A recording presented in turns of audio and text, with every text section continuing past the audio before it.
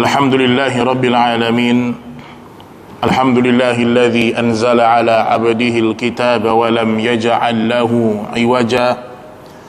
Wassalatu wassalamu ala asyrafil anbiya'i wal mursalin wa ala alihi wa sahbihi wa man sara ala nahjihi wa tamassaka bi sunnatihi ila yaumiddin.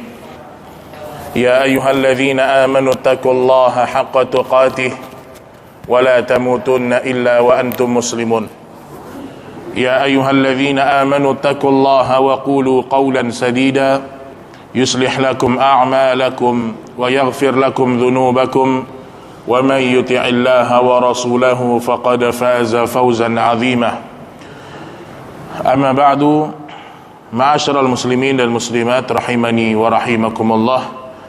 Bapak dan Ibu yang semoga senantiasa diberikan rahmat dan taufik oleh Allah Subhanahu wa taala. Alhamdulillah, kita bersyukur kepada Allah Subhanahu wa taala pada malam ini kita bisa berkumpul di rumah Allah Subhanahu wa taala. Salawat dan salam semoga senantiasa tercurahkan kepada Rasul kita alaihi salatu wassalam, kepada keluarga beliau dan kepada orang-orang yang senantiasa istiqamah mendakwakan sunnah-sunnah Nabi kita Muhammad sallallahu alaihi wasallam sampai kelak datangnya hari kiamat. Baik ikhwani fiddin rahimani wa rahimakumullah, pembahasan kita pada malam ini tentang pentingnya mempelajari Al-Quranul Karim, pentingnya mempelajari kitab Allah Subhanahu wa ta'ala. Baik, Al-Quranul Karim dia bukan buku sembarangan, Pak. Dia bukan tulisan biasa. Dia bukan tulisan-tulisan yang bisa dirobah sebagaimana tulisan-tulisan yang lain. Kalau ada seorang menulis sebuah tulisan, mungkin maksimal 100 tahun direvisi. Ada yang mendatangkan dengan tulisan yang lebih baik lagi, ada ide yang lebih cemerlang lagi. Tetapi satu-satunya tulisan, satu-satunya kalam yang tidak pernah berubah semenjak diturunkan adalah firman Allah Subhanahu wa ta'ala. Ini kalaulah seandainya Islam tidak menjelaskan tentang keutamaan Al-Quran, kecuali jaminan tidak akan pernah berubah sampai hari kiamat, maka itu sudah cukup menunjukkan kemuliaan Al-Quranul Karim. Kaum muslimin rahimani wa rahimakumullah, terlalu banyak ayat-ayat dan hadis-hadis Nabi SAW yang menjelaskan tentang keutamaan kitabullah. Tapi yang harus kita ketahui bahwasanya di antara kemunduran umat Islam ketika Allah Subhanahu wa ta'ala menjadikan mereka jauh dari Al-Quran. Nabi SAW itu berdakwah, beliau tidak pernah mengeluh kepada Allah, Pak. Umatnya tidak menerima dakwahnya, umatnya menjauh dari dia. Nabi tidak pernah secara khusus mengeluh kepada Allah tentang tantangan dakwah. Tapi kata Syekh Bakar Abu Zaid, Nabi kita sallallahu alaihi wasallam mengeluhkan satu permasalahan kepada Allah yang Allah abadikan dalam Al-Quran, di mana Allah Subhanahu wa taala berfirman, wa qala ar-rasul ya rabbi inna qaumi ittakhadhu hadzal qur'ana mahjura. Berkatalah Rasul kepada Allah Subhanahu wa taala, ya Rabbi, wahai Rabbku, sesungguhnya umatku ini telah menjadikan Al-Quran sebagai sesuatu yang mereka abaikan. Mengeluh Nabi kita sallallahu alaihi wasallam. Mulailah umat ini perlahan-lahan meninggalkan kitab Allah. Mulailah umat ini perlahan-lahan meninggalkan membaca Al-Quranul Karim. Padahal Bapak Ibu sekalian, keutamaan seorang pembaca Al-Quran, keutamaan seorang penghafal Al-Quran itu menjadi derajat pertama di sisi Allah. Setelah dia mentauhidkan Allah, maka Nabi kita sallallahu alaihi wasallam mengatakan, khairukum man ta'allama al-Qur'ana wa 'allamah. Sebaik-baiknya orang yang mereka belajar Al-Quran dan dia mengajarkannya kepada manusia. Itu udah profesi terbaik, Pak. Mungkin di mata orang, kalau ada orang belajar abata saja, itu bukan prestasi yang besar. Tapi bagi orang-orang yang kenal dengan kemuliaan Al-Quran, maka mempelajari cara membacanya, mempelajari cara memahaminya, dan paling penting mengamalkan dalam kehidupan, itu di antara taufik yang paling besar. Jadi yang pertama, orang yang belajar Al-Quran, mereka menjadi manusia-manusia terbaik yang belajar dan yang mengajarkannya. Kemudian yang kedua, kaum muslimin dan muslimat rahimani wa rahimakumullah, Al-Quran ini diturunkan kepada Nabi sallallahu alaihi wasallam, kemudian diajarkan kepada para sahabat. Kalau kita melihat pahala membaca Al-Quran, Pak, itu sangat besar jemaah sekalian. Nabi sallallahu alaihi wasallam mendetailkan tentang pahala orang yang pintar ngaji. Kalau kita membahas masalah belajar Al-Quran ini poinnya banyak. Belajar membacanya, belajar mentadaburinya. Tapi pada kesempatan ini saya ingin fokus kepada satu poin, yaitu semangat dalam mempelajari dari segi membacanya dulu. Karena kalau sudah amalan, itu antum bisa belajar di kitab-kitab tafsir. Itu lebih kepada pribadi masing-masing.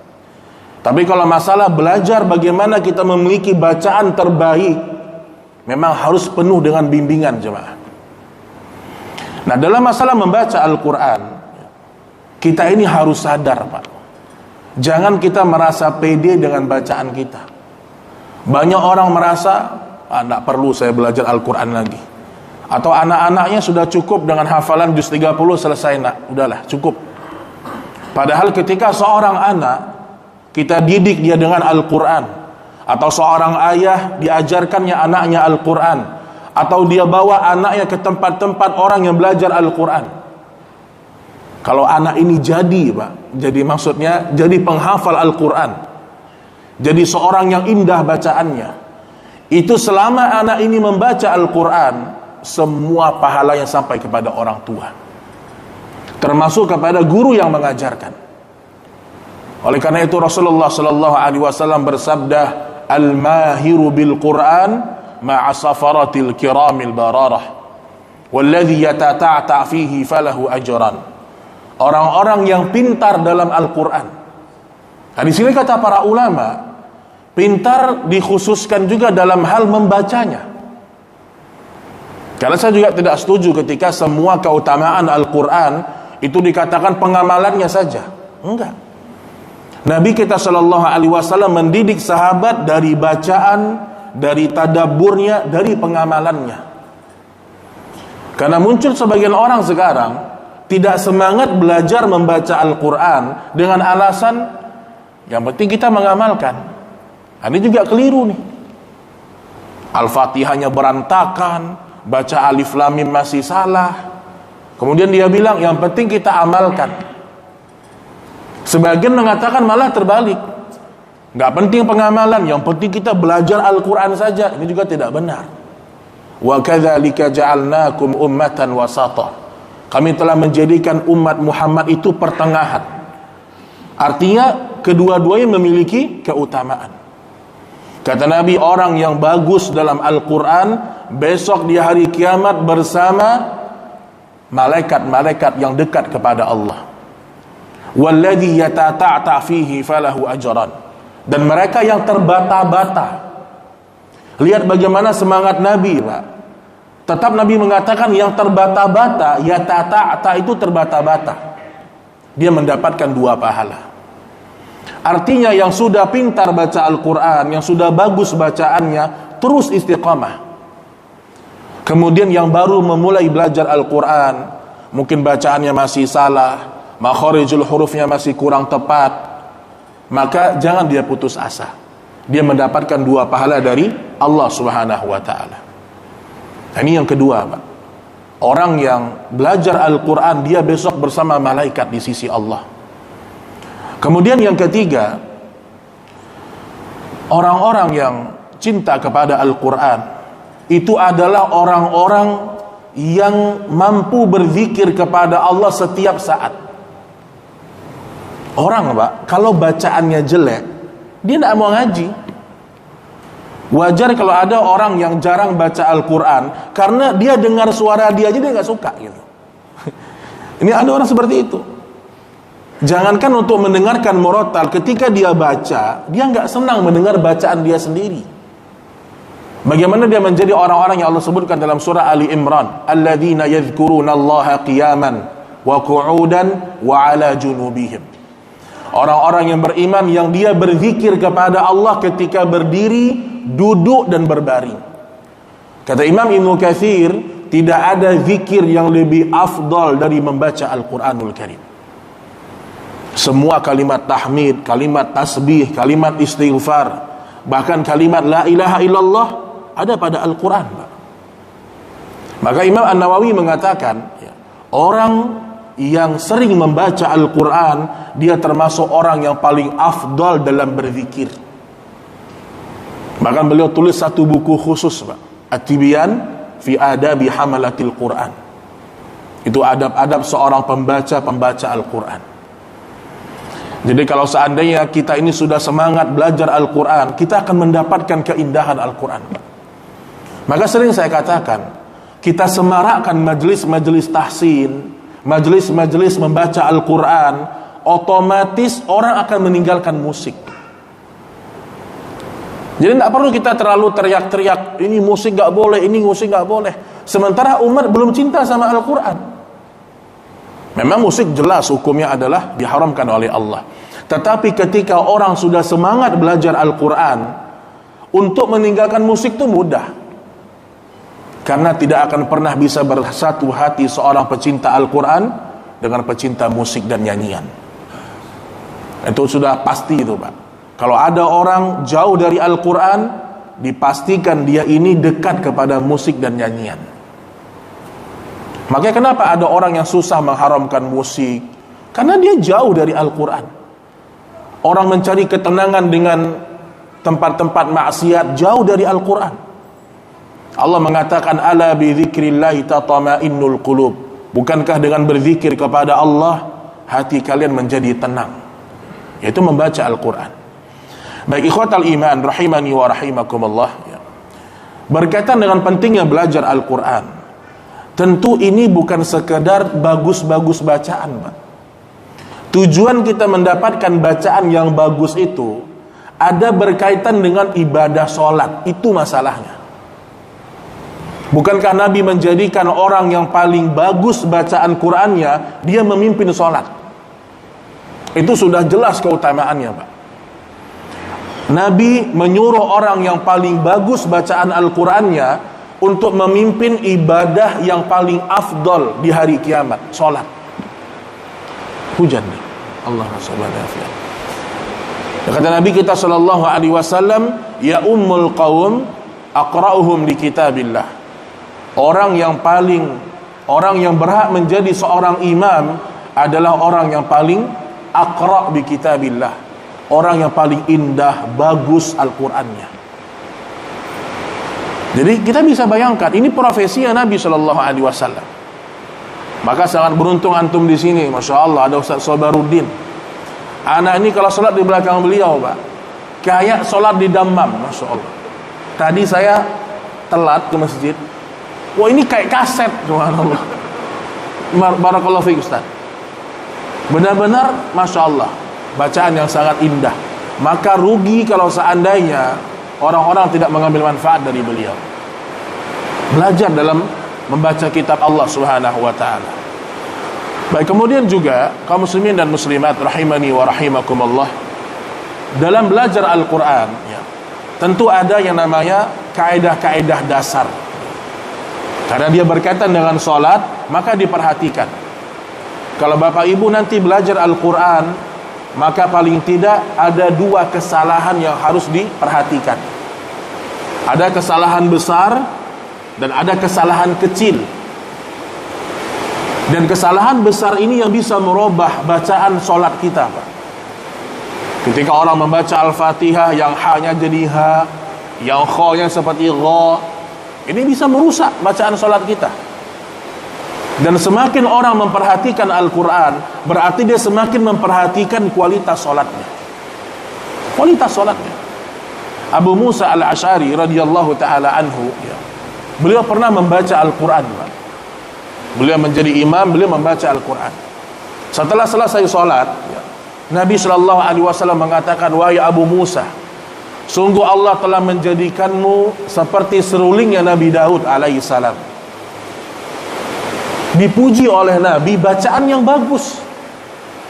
Jadi jangan kita itu menjadi orang yang tidak semangat belajar Al-Quran. Kemudian kata Abu Musa, ya Rasulullah, kalau seandainya saya tahu engkau di belakangku tadi, aku akan lebih perindah ya Rasulullah. Jadi bacaan Abu Musa yang biasa saja udah menakjubkan Nabi SAW. Apalagi beliau memperindahnya lagi. Kata Nabi SAW, laisa minna man lam yataghanna bil Quran. Bukanlah dari golongan kami orang yang tidak berusaha memperbagus, memperindah bacaan Al-Qur'annya. Maksudnya apa? Memperbagus tajwidnya, memperbagus makharijul hurufnya, memperbagus sifat-sifat hurufnya, bukan sekedar irama saja. Ini dia kesalahan besar dan kesalahan kecil diperhatikan, Pak. Dan Bapak Ibu sekalian, dalam belajar Al-Qur'an sering orang gagal karena tidak sabar, Pak. Gak sabar. Ustadz, udah 1 bulan gak lewat-lewat, Masya Allah. Memang begitu dalam belajar Al-Quran, Pak. Apalagi di masa sekarang, alhamdulillah tahsin itu sudah mulai marak, ya. Walaupun sebagian tahsin itu masih banyak yang sifatnya teori. Padahal tahsin yang benar adalah tahsin yang lebih banyak praktek. Jadi Bapak Ibu sekalian, dalam belajar Quran harus sabar, Pak. Sabar dalam apa? Pertama, sabar istiqamah mengikuti pelajaran. Kebanyakan orang yang gagal mendapatkan bacaan yang bagus itu sering absen. Kalau bisa dikasih syarat 3 kali nggak hadir, keluar. Jadi benar-benar sungguh-sungguh. Karena umat ini ketika kita terlalu bermudah-mudahan, mereka menyepelekan Al-Quran, Pak. Makanya harus kita muliakan program-program Al-Quran itu. Harus dimuliakan. Dimuliakan dalam setiap aspeknya. Dibuat benar-benar program yang bagus, yang bermanfaat. Nah Bapak Ibu yang dirahmati Allah, ya, kesalahan besar ini bisa merubah Al-Quran, merubah kualitas salat, dan kita bisa berdosa kalau kita tidak belajar. Kata Imam Ibnu Jazari rahimahullah wa ta'ala, wa man lam yujawidil Qur'ana athimun. Barang siapa yang tidak mentajwidkan Al-Quran, maka dia berdosa. Contoh di zaman Nabi SAW ada 2 riwayat, ya Pak.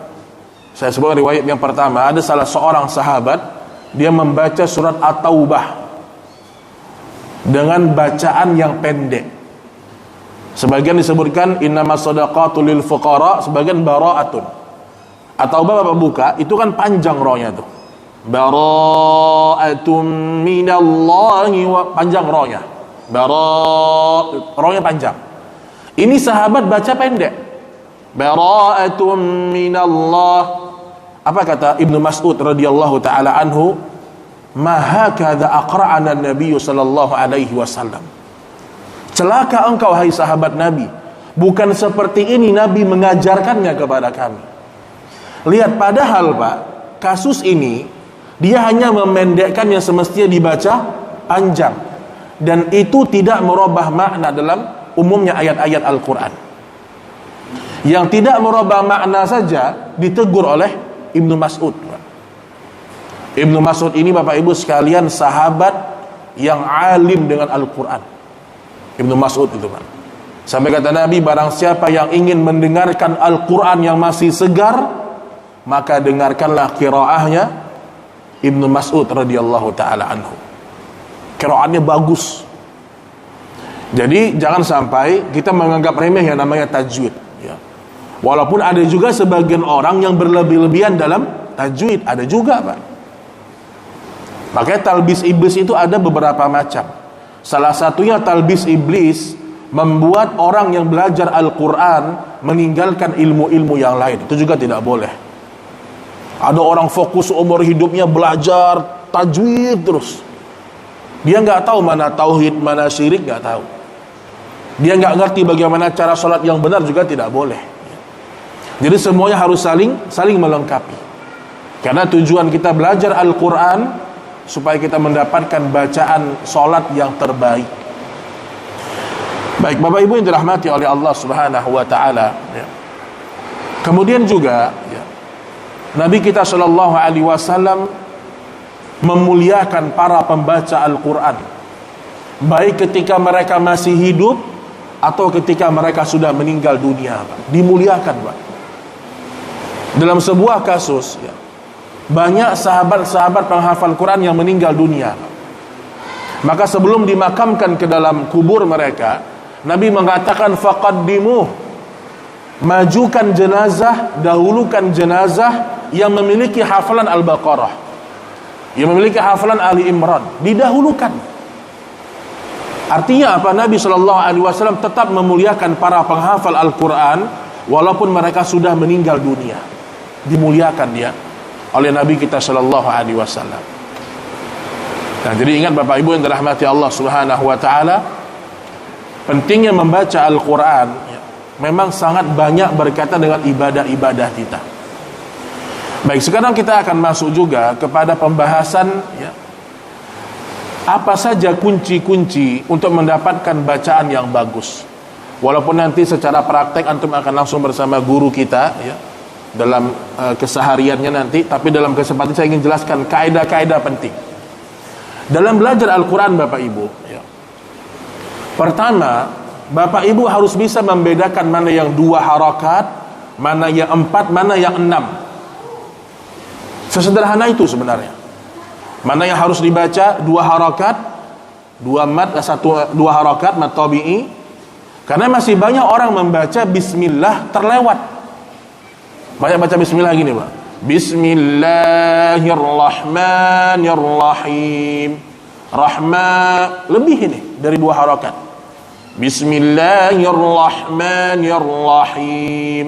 Banyak orang membaca Bismillahirrahmanirrahim. Itu sudah salah. Karena berlewat dari mad tabi'inya. Jadi nanti Bapak belajar 2 harakat, 4, 6 atau 4, 5 dan 6. Kemudian yang kedua, ini kaidah kunci-kunci tajwid. Ada 4, Pak.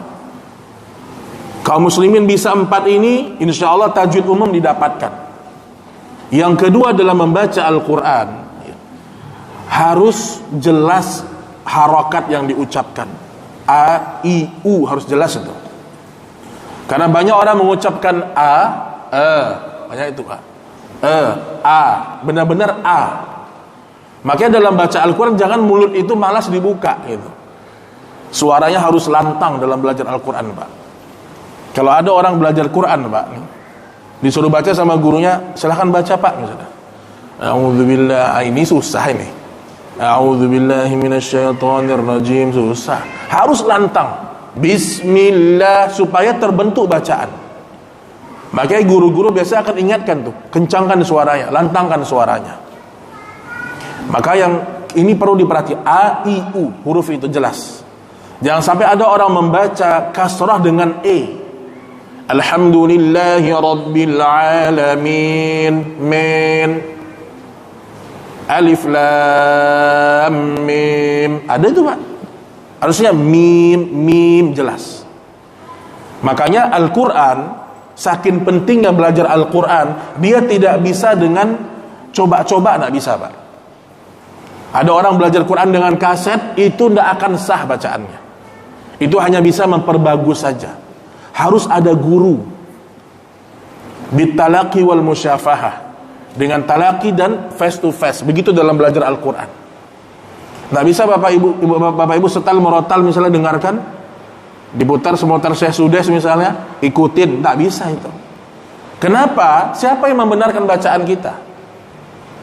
Oh, kayak udah mirip sama Sudes, udah mirip sama Hudzaify, nggak bisa. Karena yang menentukan bacaan kita benar atau tidak adalah guru. Nah, makanya dalam belajar Quran, Pak, lapangkan dada itu. Lapangkan dada. Terkadang gini, Pak, dalam belajar Quran, menurut kita sudah benar, menurut guru belum. Makanya orang kalau belajar Quran hatinya keras, susah banget sama ustadz ini. Baru AU udah ditegur misalnya kan. Memang begitu belajar. Dan harus sabar, Pak. Bapak tanya aja sama Ustaz Sabarudin, sama guru-guru Al-Quran. Untuk mendapatkan bacaan yang berkualitas itu memang perjuangan. Menangis, kalau bisa menangis, Pak. Ini pengalaman saya pribadi, Pak. Saya pernah dulu pas waktu belajar Al-Quran dengan salah seorang guru, saya setoran surat Al-Baqarah awal-awal tuh. Fama rabihat tijaratuhum tuh. Fama rabihat.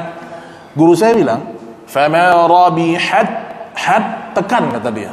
Saya udah tekan, Pak. Fama rabihat, belum kata dia. Dalam hati saya kayaknya mirip bacaan saya sama dia gitu. Tapi enggak bisa begitu gitu. Guru bilang masih kurang. Menurut kita, yang guru contohkan sudah sama dengan kita.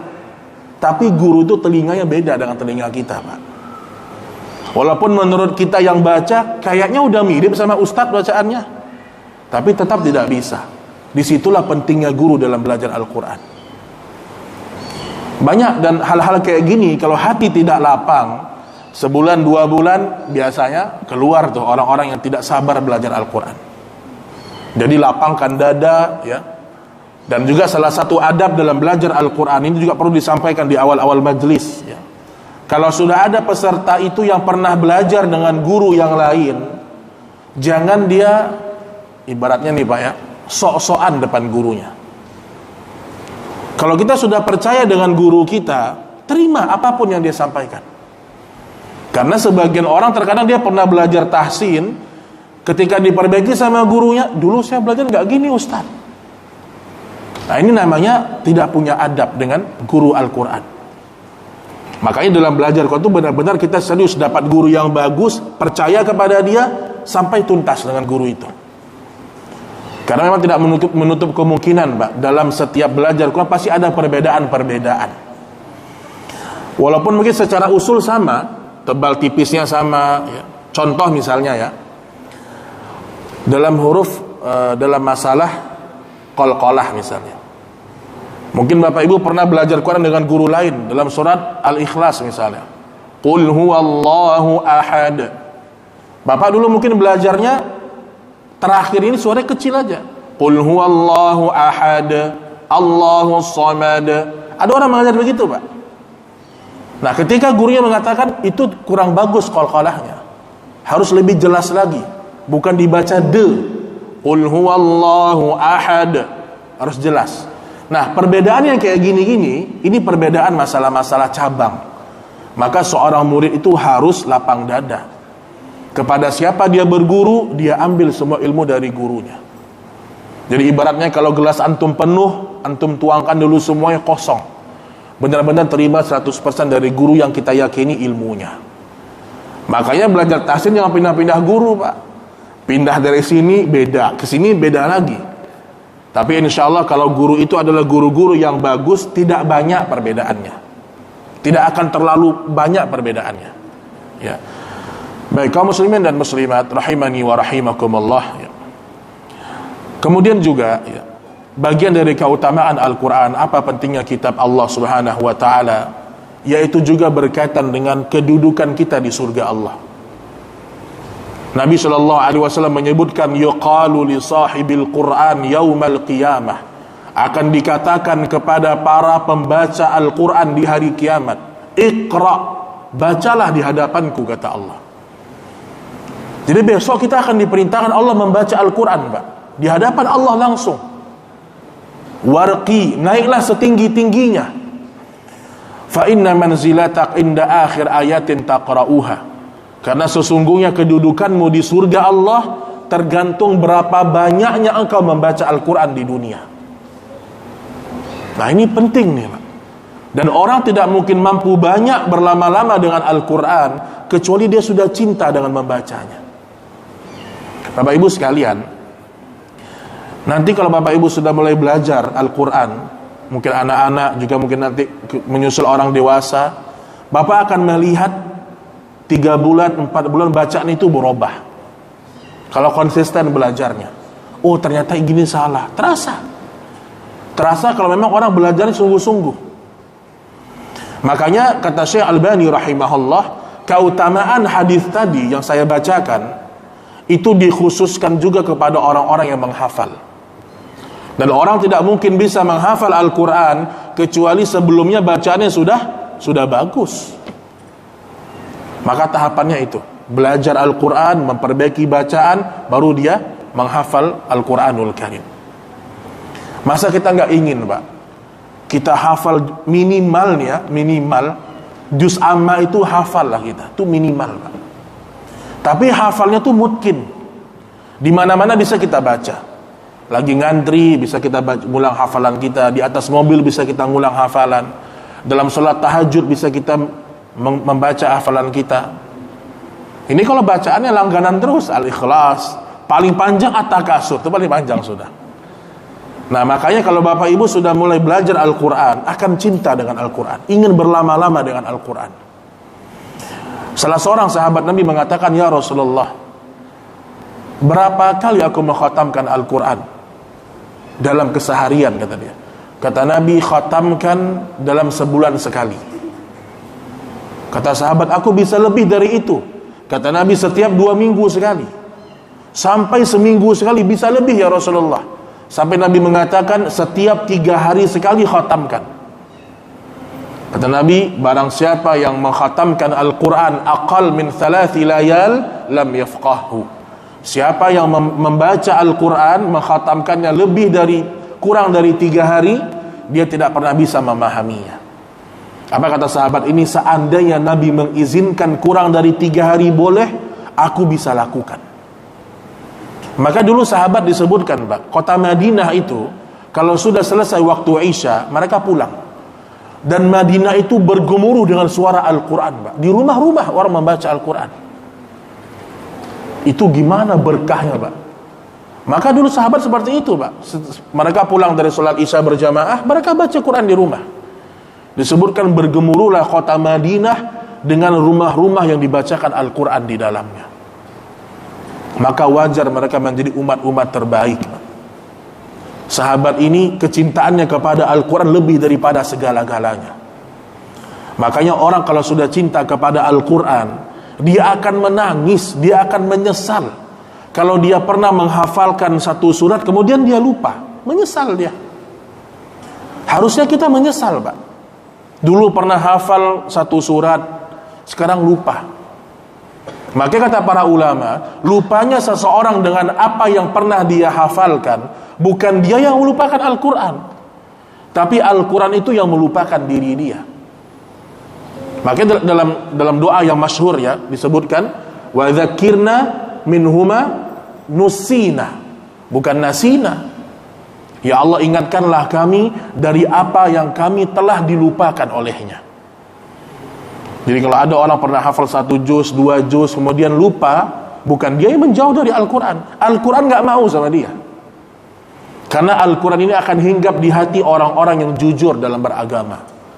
Bal huwa ayatun bayyinatun fi suduril ladzina utul ilm. Itulah ayat-ayat Allah yang Allah titipkan di dadanya orang-orang yang berilmu. Jadi kaum muslimin dan muslimat, semangat belajar Al-Quran itu harus sama seperti semangat mendatangi kajian. Harus sama tuh, Pak.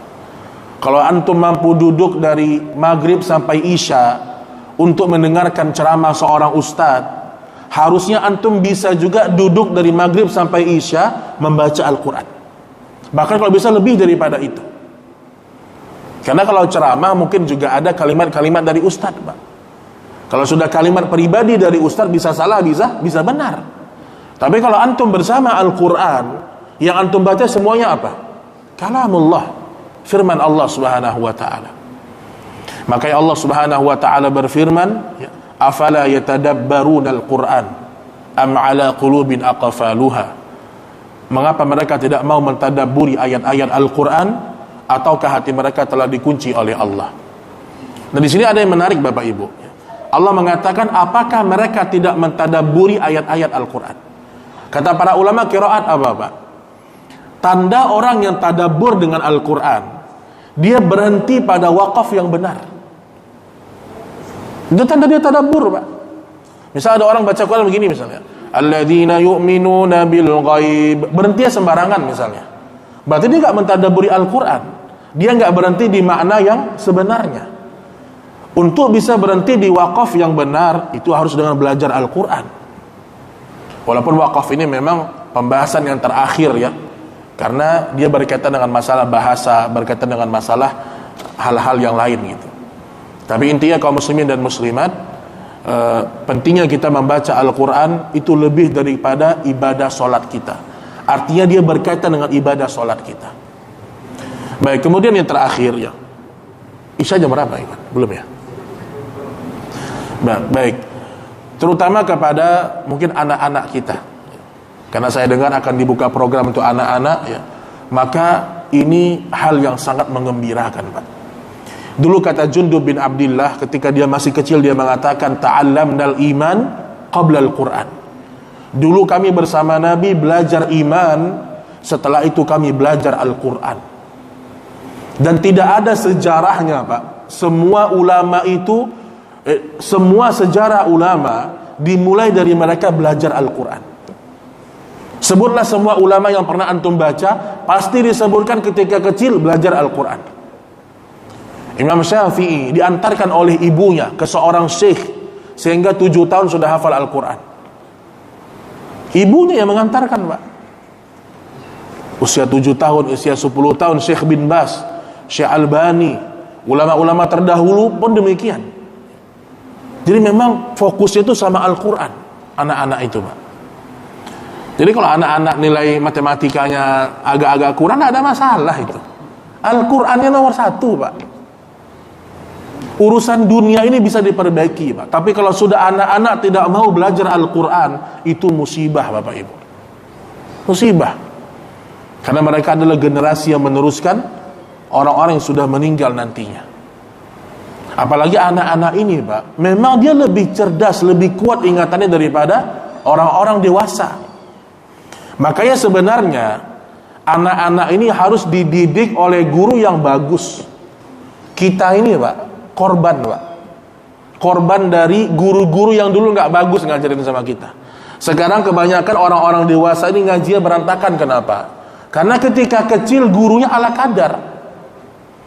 Guru ngajinya ala kadar, abata saja, bacanya ala kadar. Kita ini korbannya Pak. Tapi sekarang alhamdulillah ya. Makanya jangan terbalik. Untuk anak-anak itu kalau bisa memang guru yang berkualitas. Maka kalau bisa langsung memang orang-orang yang sudah hafal sekian juz. Karena anak-anak ini mudah diperbaiki lidahnya Pak. Kalau kita orang dewasa mungkin karena sudah terbiasa agak susah. Saya dulu pernah awal-awal dulu ketika berdakwah di Asyakirin Pak, itu setengah mati memperbaiki bacaan orang-orang yang sudah tua tapi tidak terbiasa. Tapi anak-anak mudah. Bismillahirrahmanirrahim. Ro baca ro Pak. Bismillahirrahmanirrahim. Agak susah memang karena sudah terbiasa. Tapi insya Allah orang dewasa lebih cepat memahami. Maka juga banyak yang bacaannya berubah. Tapi anak-anak itu memang paling mudah. Lidah dia masih belum kaku. Makanya kaum muslimin dan muslimat, perhatian kita kepada anak-anak kita juga penting. Makanya kata Nabi kita sallallahu alaihi wasallam, qu anfusakum wa ahlikum nara. Selamatkanlah diri kalian dan dari api neraka. Salah satu yang mengenalkan mereka kepada kitab Allah Subhanahu wa taala. Kalau di masa dulu Pak, di masa dulu kita mendapatkan anak-anak yang hafal 30 juz mungkin langka. Tapi di masa sekarang mudah. Makanya sangat aneh kalau ada anak di masa sekarang tamat kelas 6 SD belum bisa baca Quran. Itu sangat aneh. Berarti benar-benar orang tuanya gak perhatian. Kalau dulu tahun 90-an, 80-an, 70-an masih jarang kita lihat orang hafal 30 juz. Mungkin gak percaya kita, ada orang hafal 30 juz. Iya. Karena fasilitas masih minim, guru-guru belum banyak ya. Tapi sekarang alhamdulillah media-media sudah banyak, contoh anak-anak sudah banyak yang sudah hafal 5 juz, 10 juz, bahkan 30 juz. Sehingga anak-anak yang lain termotivasi. Makanya sebenarnya untuk belajar Al-Quran di masa sekarang ini jauh lebih mudah daripada di masa dulu Pak. Dulu nggak ada orang berani bilang 2 bulan bisa baca Quran, nggak berani orang bilang. Sekarang orang dengan pengalaman, dengan target-target lebih mudah. Walaupun kadang-kadang kelewat batas juga ya. 1 hari bisa ngaji ya, ini kan juga lewat batas nih. Tapi begitulah, begitulah semangat orang gitu Pak. Iya. Ada buku tuh Pak, 30 juz 1 bulan hafal 30 juz. Imjad Qasim itu penulisnya tuh. Itu buku pertama kali terbit saya kasih kepada guru saya. Kata guru saya apa? Ini orang yang nulis gak ngerti sama Quran. Motivator aja sebenarnya. 1 bulan 30 juz gimana ceritanya? Ya ada hafal 1 juz, hilang 1 juz gitu. Karena gak buru-buru dalam menghafal Quran. Tapi begitulah semangat orang Pak. Orang yakin, orang optimis. Makanya jangan sampai anak-anak kita malah tidak mendapatkan kenikmatan-kenikmatan ini bersama kitab Allah Subhanahu wa ta'ala. Kaum muslimin dan muslimat ya, rahimani wa rahimakumullah ya. Kemudian mungkin poin yang terakhir, apa saja faktor penghalang terutama anak-anak dalam membaca Al-Quran? Tentu yang pertama adalah tidak ada keteladanan dari orang tua. Ini orang tua nak ngaji, udah ulang an-naba belum? Orang tuanya nggak pernah nyontohin. Anaknya disuruh hafal an-naba, orang tuanya main HP depan anaknya. Udah hafal nak an-naba, main HP. Ini gimana nih Pak? Ini nggak bisa, ini nggak bisa. Maka saya ada mengurus sekolah Pak. Itu rata-rata saya lihat anak yang bagus, sukses sampai dengan target itu juga orang tuanya masya Allah. Rata-rata begitu. Anak yang sampai target 5 juz bahkan mungkin lebih, memang orang tua perhatian dengan anak-anak. Nah jadi faktor-faktor penghalang ini dihilangkan Bapak Ibu. Kalau bisa gadget-gadget itu memang dibatasi. Kalau tidak mau dibilang dihilangkan sama sekali ya. Karena di masa sekarang gimana, orang harus semua dengan gadget. Tapi dibatasi penggunaannya Pak. Jadi Bapak Ibu yang dirahmati Allah Subhanahu wa ta'ala, mungkin beberapa poin ya, yang berkaitan dengan masalah umumnya pembahasan masalah kitab Allah Subhanahu wa ta'ala, bahasannya ringkas. Mudah-mudahan bermanfaat ya. Mungkin kalau ada pertanyaan ya, sebelum waktu azan kita atau setelah azan kita lanjutkan dengan tanya jawab. Dipersilakan Bapak Ibu sekalian. Tafadhol. Ya, silakan Pak. Sejak Al-Quran kan ada jenis bacaan. Nah, di luar itu bisa nggak kita lakukan? Karena kan banyak orang kita baru ini lah. Oh, makomat itu Pak ya? Bayati, Nahawan gitu-gitu ya? Bukan, maksud saya ada bentukan lagu lain.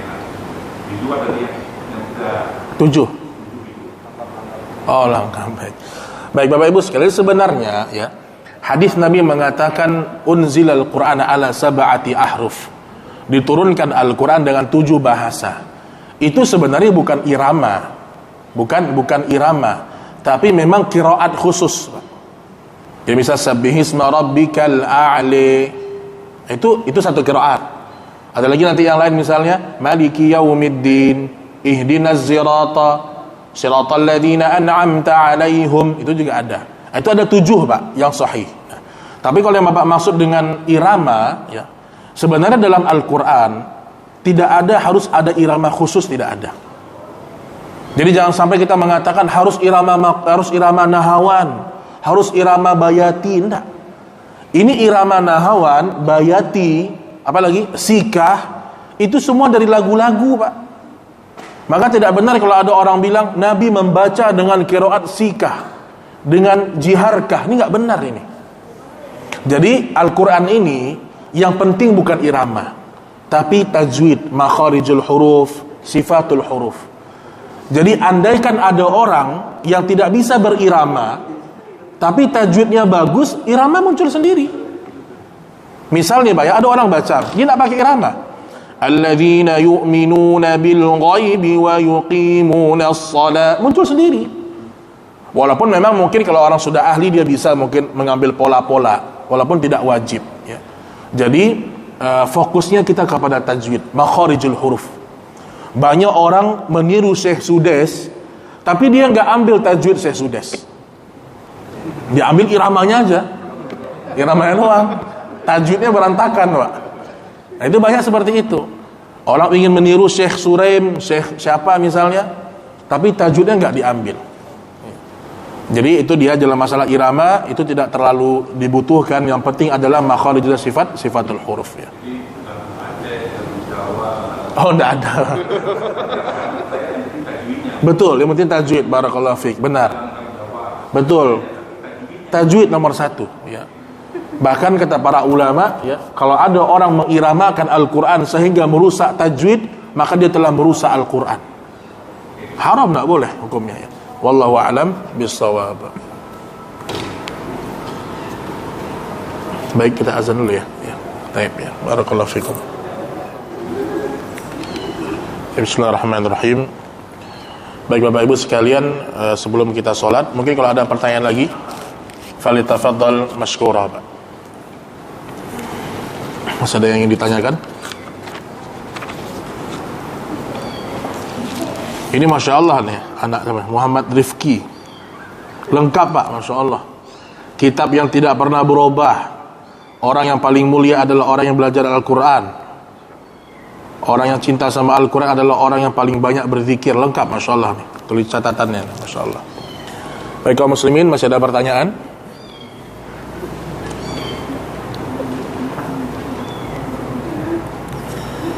Allah kirim.